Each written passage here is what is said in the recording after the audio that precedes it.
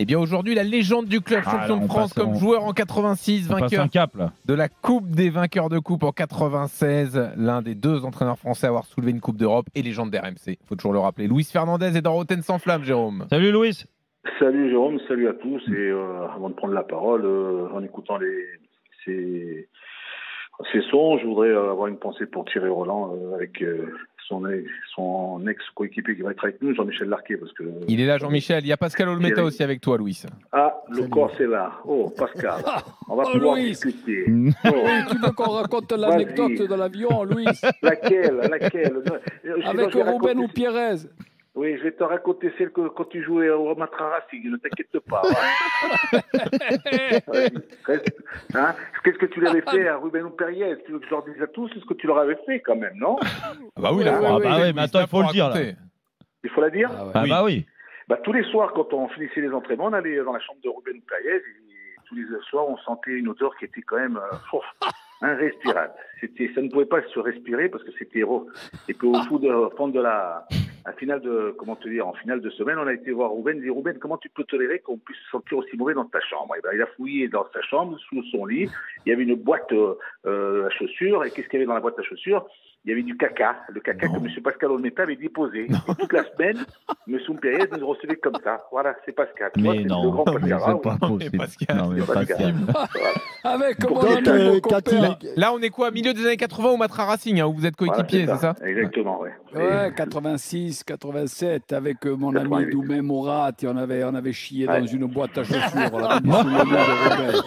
N'en dis pas plus, n'en dis pas plus. Non, mais Pascal, allez, on n'en dit pas plus. Bon. Après cette belle entrée en matière, on peut parler de la finale, Jérôme? Oui, en matière, tout à l'heure. T'as raison, belle entrée en matière. Bon, bravo Jean-Louis. Ouais. Bon, Louis, on va plus se projeter sur la finale de la Ligue des Champions. C'est ce qui nous intéresse tous.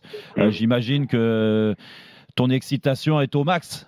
Oui, je l'attends avec impatience. Je suis fier de cette équipe, je suis amoureux de cette équipe parce que, comme pas mal d'entre vous, peut-être certainement pas tous, mais ce que je vois dans cette équipe, elle me plaît parce que son style, son envie, son intelligence dans le jeu, un entraîneur avec un staff qui a su monter une équipe qui est en train de nous donner un plaisir et on espère que ce plaisir arrivera même jusqu'à cette finale face à l'Inter. Mais voilà, c'est une équipe dans laquelle on a du plaisir à la regarder et quand on la voit jouer comme ça, moi je suis amoureux de cette équipe parce que elle a toutes les qualités requises pour la gagner cette Coupe d'Europe pour moi, je pense personnellement.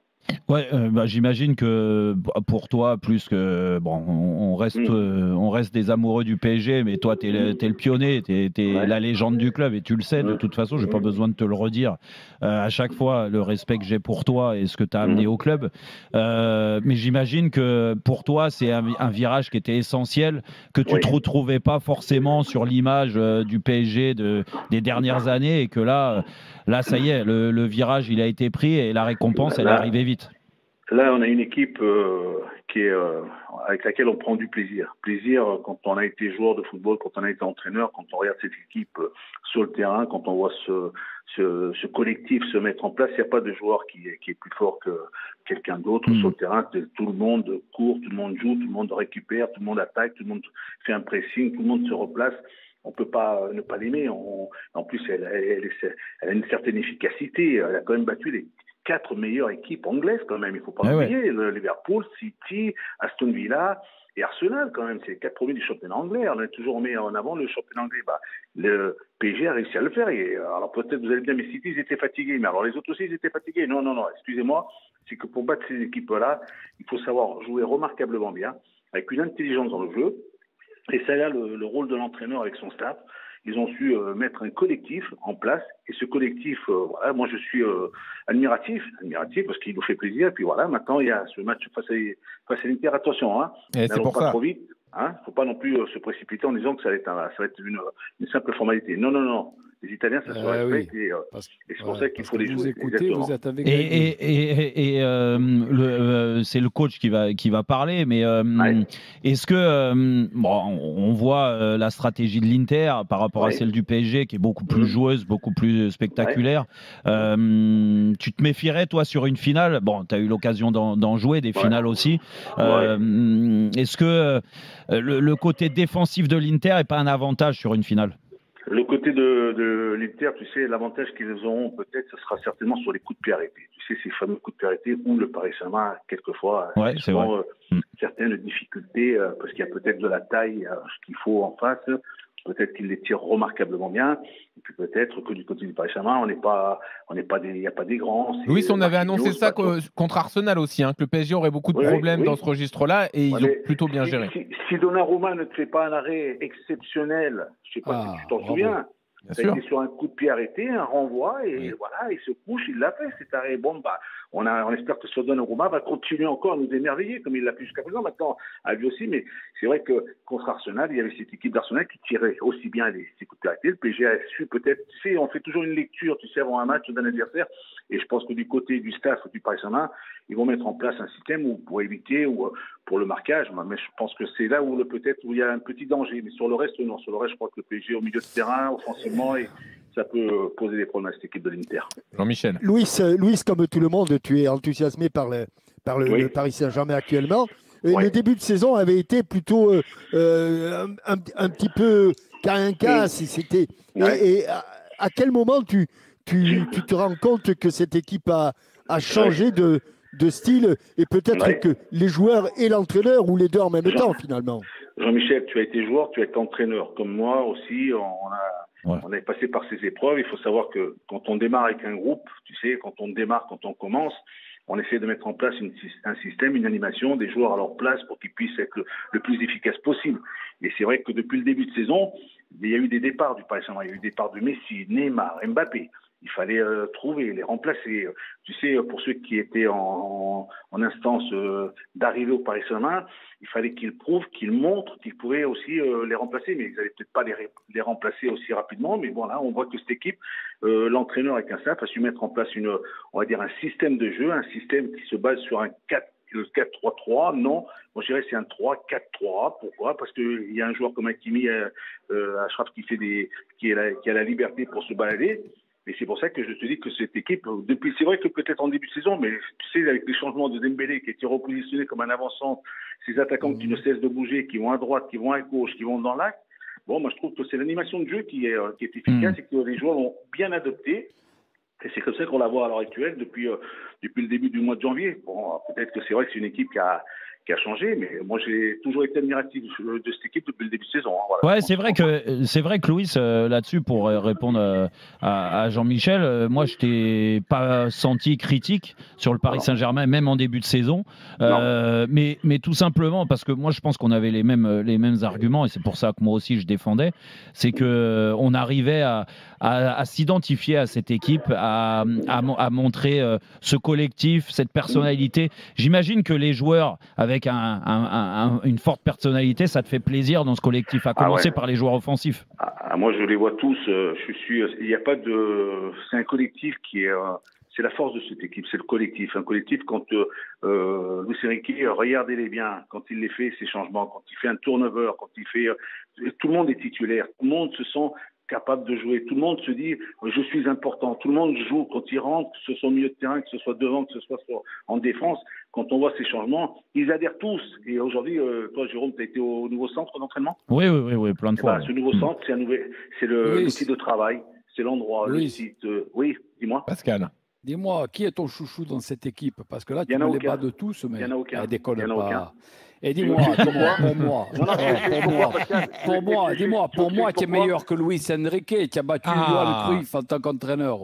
Ça, c'était le PSG Barça l'année d'avant la Coupe des Coupes. Pascal, au Paris Saint-Germain, il y a deux Louis. Il y a Luis Enrique, il y a Luis Campos. Et puis il y a eu un passé, il y a eu Luis Fernandez. Les prénoms Luis, ça réussit. Il faut tous aller les chercher. Ceux qui s'appellent joueurs Louis, il faut vite les prendre. Il faut vite les nommer. Mon ami. Pascal, là, tu me la sors, la limousine. Ne t'emballe pas trop. Le match, c'est après. Pascal, Luis Enrique, Luis Campos, ils ont remarquablement fait cette gestion de sportif. C'est vrai, mais toi, tu as battu Johan Cruyff. Non, ça c'est le passé. Moi, ce que je dis, ce que je vois. Nous, on est des vieux cons, c'est passé. Tu sais de qui je suis amoureux dans cette équipe? Il y a un milieu de terrain entre Vitinha, avec Neves, avec Fabien Ruiz, avec Warren quand ils jouent. Ces quatre-là, ces joueurs-là, quand ils sont sur un terrain, il faut les regarder. Regarde leur intelligence de déplacement, regarde leur intelligence du pressing. Regarde quand ils sont en place. Kvaratskhelia, vous avez vu Kvaratskhelia, Le travail défensif, ouais. C'est énorme. Alors, Pascal parlait de ta victoire contre Johan Cruyff, contre le Barça. Mais il y a aussi eu cette victoire en finale de Coupe des Coupes en 96. Donc, tu sais ce que c'est une finale de Coupe d'Europe. Est-ce que, selon toi, il y a une chance que Luis Enrique invente quelque chose? Est-ce qu'on invente quelque chose sur une finale ou pas? Ou surtout pas? On ne peut rien inventer. Quand on voit quand tu vois ton équipe jouer de la sorte depuis, alors pour certains, c'est depuis 6 mois. Pour d'autres, quand elle se met en place, quand il les fait rentrer, quand il fait un turnover, quand il fait des changements, quand on voit l'équipe, sa disponibilité sur le terrain, je me dis, mais regarde-moi cette équipe, c'est vraiment un groupe qui joue ensemble, c'est un groupe qui adhère au projet de jeu de leur entraîneur, ça se voit. Tu vois des points communs avec toi, 96? Non, c'est difficile. Il y a le football, c'était un peu il y a quelques temps en arrière. Là, c'est tout le monde. C'est tout le monde qui participe, tout le monde qui joue. Bon, moi, j'avais un groupe qui était formidable aussi. J'ai, tu sais, des Vincent Guérin, des Daniel Bravo, des Rai, des Touré Tchorkaev, Valdés ou Loco avec les Loguen, des Roche avec les Ngoti. Un Lyonnais qui marquait. Hein. Ouais, c'était pas mal avec Colter et Laurent Fournier, Bernard Lamy. C'était pas mal. Merci à eux et merci aussi au staff parce qu'un entraîneur ne travaille pas tout seul. On travaille toujours avec des gens qui sont autour de toi. Oui, Jean-Michel. Louis, l'Inter a perdu une finale il y a 2 saisons. Oui, j'y étais présent, j'étais là-bas.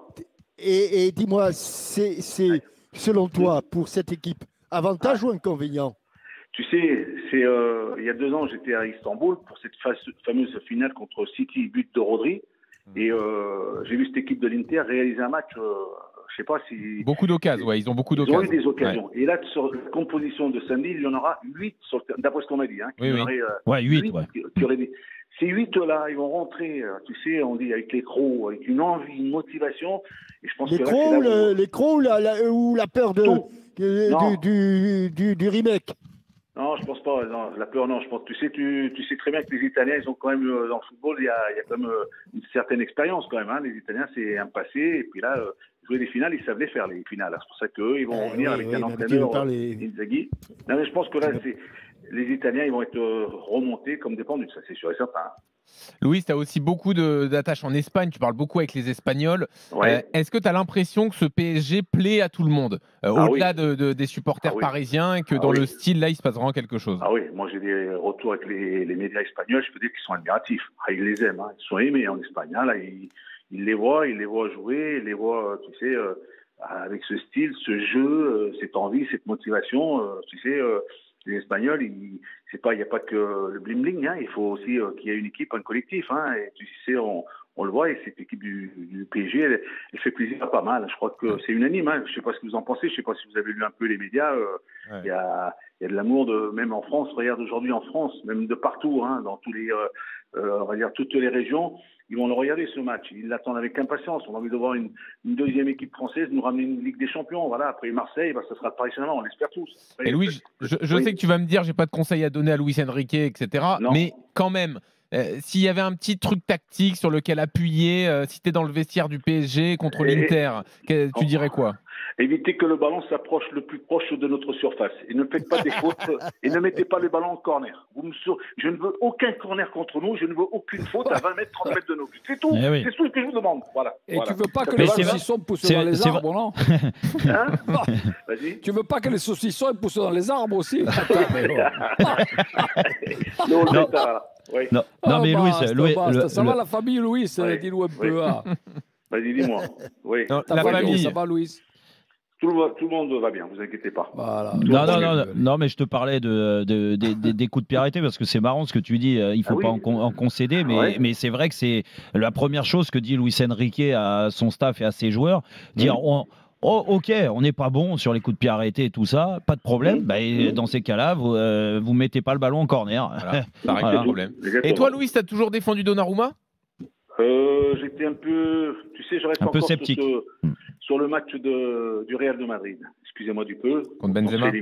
Voilà. Et j'aimerais pas. Et là, je vois que ce Donnarumma, il brille. Ce Donnarumma est bon, très bon. Et il faut aussi le reconnaître, il faut le dire. Maintenant, on attend cette finale. Parce que Pascal, il surveille ceux qui ont dit du mal de Donnarumma, là, il les attend au tournoi. Non, mais attends, moi, tu sais, j'ai toujours été fervent des gardiens de but. Les gardiens de but, tu sais, c'est un poste combien important.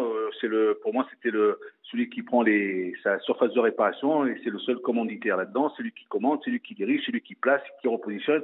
Et c'est comme ça que je vois le poste de CRM. Et Donnarumma, il va jouer contre l'Inter de Milan. Vous savez, l'Inter, lui, il était au Milan AC.